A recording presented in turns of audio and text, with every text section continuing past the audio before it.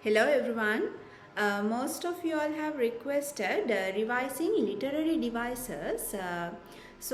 We have discussed about literary devices in one of the previous very first videos.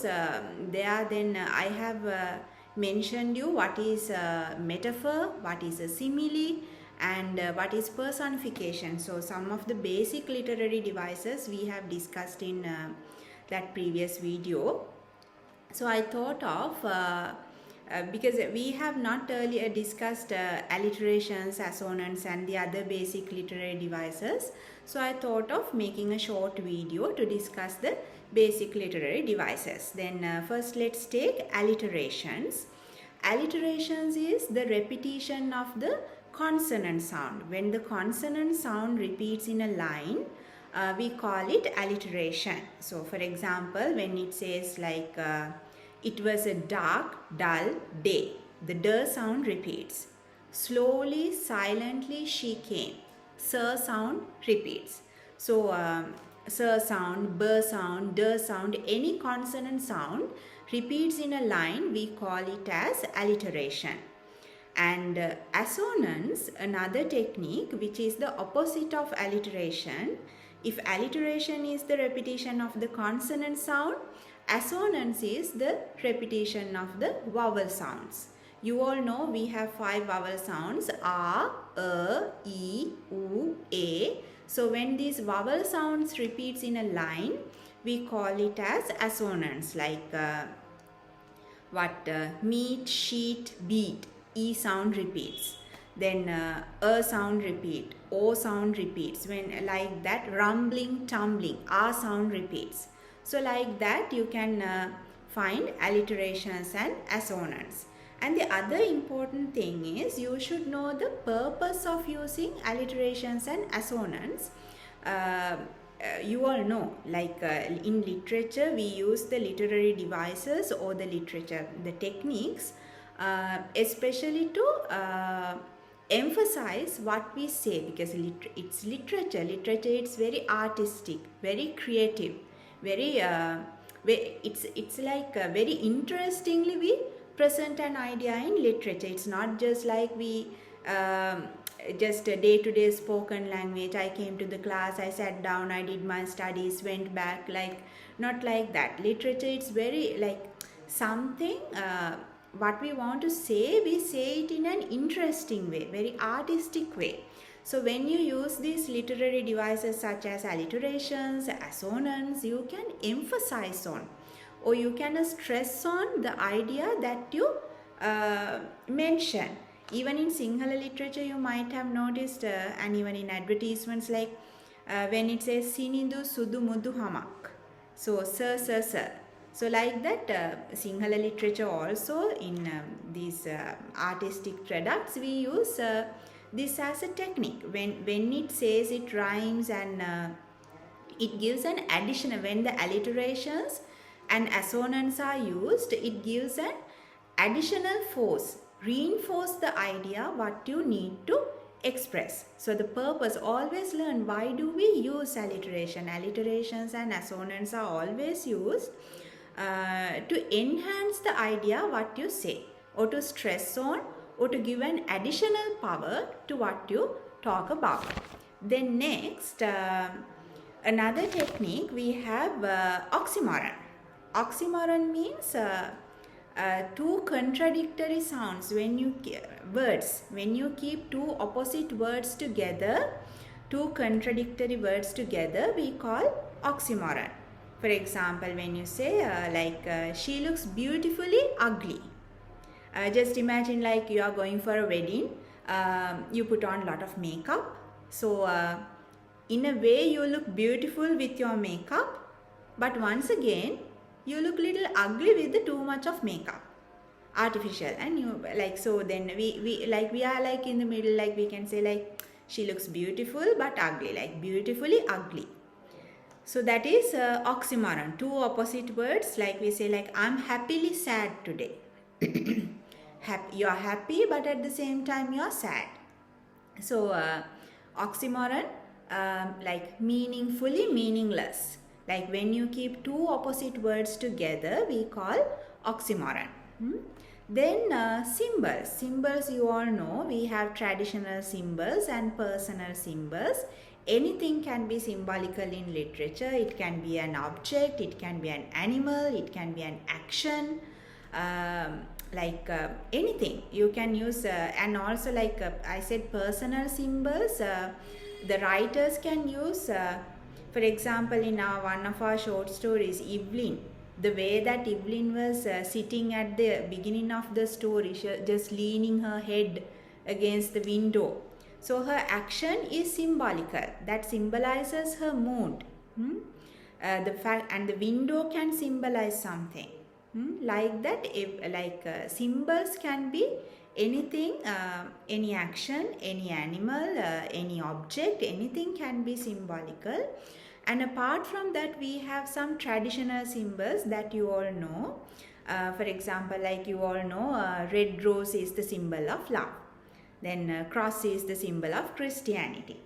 Then like we have some animals, like when it says lion, you have one kind of image. So if it says fox, you know, it represents as a cunning, symbolizing a cunning animal. Like symbols can be like traditional ones, like what you like, white dove is the symbol of peace. Like those are very common symbols or traditional symbols. And also apart from that, personal symbols, like when you read, you can see like this can be symbolizing something, like those some of the words, some of the actions can give a different, like rather than the common meaning, it can give an extended meaning.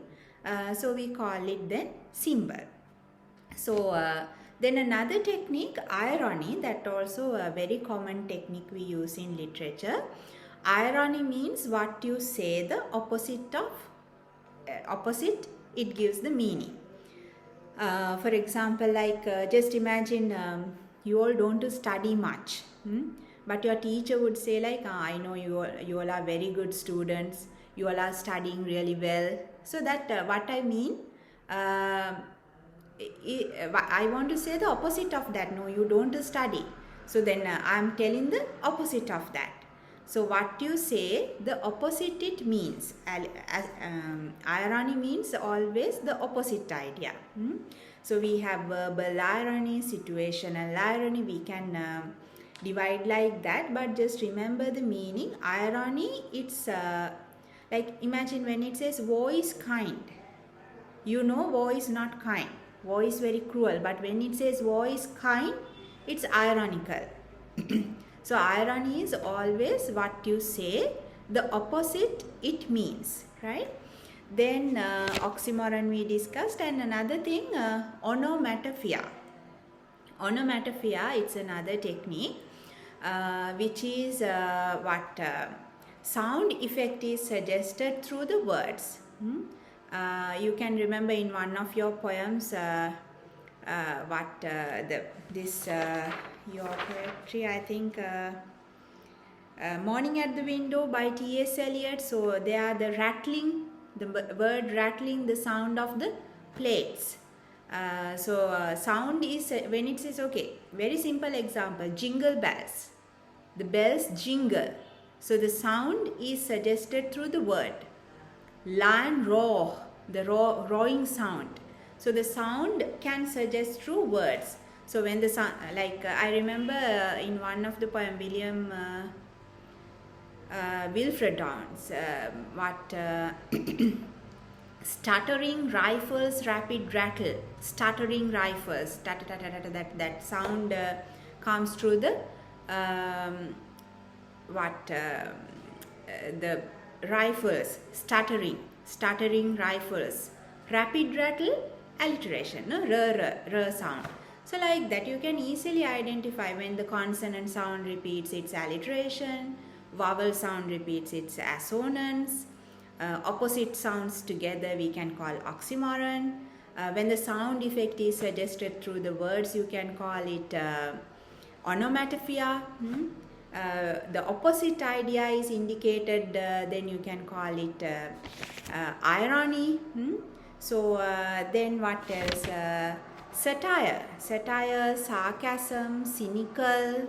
Satire means like blending humor, suggesting humor through your writing, and to criticize the human mistakes, human frailties, like sometimes taking a human custom or human any human action or anything, and you're criticizing it. Like for example, we have political satire, social satire, as you might have seen. Even some of the teledramas or the movies, you can see we are creating humor through the human, some of the human actions. So those are satires. For example, what you have in your collection, this Rape of the Lock. The extract that you have, Rape of the Lock, by Alexander Pope. Alexander Pope, he wanted to explain about, he wanted to make a social satire. So he thought of taking an incident that happened in among the aristocratic families, and he wanted to mention how these aristocratic people make fuss of the very trivial incident, very simple incident, how they are making fuss of this simple incident. So then it's a social satire. Then he wanted to criticize the people in his society. And you find political satires like that. Satire, like creating humor, the way that people through satires we criticize human actions, so we call satire. And you can check out the meaning of sarcasm, satire, and also we call cynical language. So then symbols we have discussed, oxymoron, and alliterations, assonance. So these are the basic things. And tone, you all know the way it is addressed, like the way you address, it can be a happy tone, sad tone, angry tone, nostalgic tone, the way it is addressed, the way it is presented. Now if you take a poem like Chimney Sweeper, you can see the writer is using a very pathetic tone, or very sometimes he gets angry. He's very angrily talking about the society. And also I think you all know how to find out the rhyming scheme of the poems. Rhyming scheme, when you take the poems like 4 lines, like you always have to check the last lines of the. Now if you take Chimney Sweeper, you find young, tongue, rhymes, weep, sleep, rhymes. So then you can make the letters like A, B, B, head, said, then C, C, bear, hair, D, D, A, B, B, C, C, D, D. Then if you take Shakespearean sonnets, you can see the rhyming scheme as what? A, B, C, D, C, D, E, F, G, G. Like you find the lines rhyming like A, B, C, D, E, F, and the last 2 lines. Like now see the sonnet 73, love more strong, a long, strong, long, then G, G, the last 2 lines. So that is how to find the rhyming scheme. And one more thing I will, before end up the video, I want to show you something. You can, this is how you can keep your poetry book when you you can get the printouts, like you can download these soft copies. They are available on internet, anthology. So when you print your anthology, it's better if you can print it like one side you can keep free, and the other side you print your poem. So you can write down all your notes on these on the book, on your book itself. You can keep all your notes. When you print your poetry book, you print like that, so it's easy. Like you have the poem one side, you have the notes on the other side. So it's very you can keep it neat and interesting. When you are reading it, you find all the notes together, like while doing the poem with your teachers, you can mark down the notes, and the extra notes you are getting for the poems you can write down on the other side. So all the notes and everything, you can keep them neat and nice, and it's easy for you to study. So that's the thing, right? So I think you all have an idea about these literary devices. Most of the students question and about the literary devices. This will be useful for the O-level kids as well as the A-level kids, especially the ones who are starting doing literature.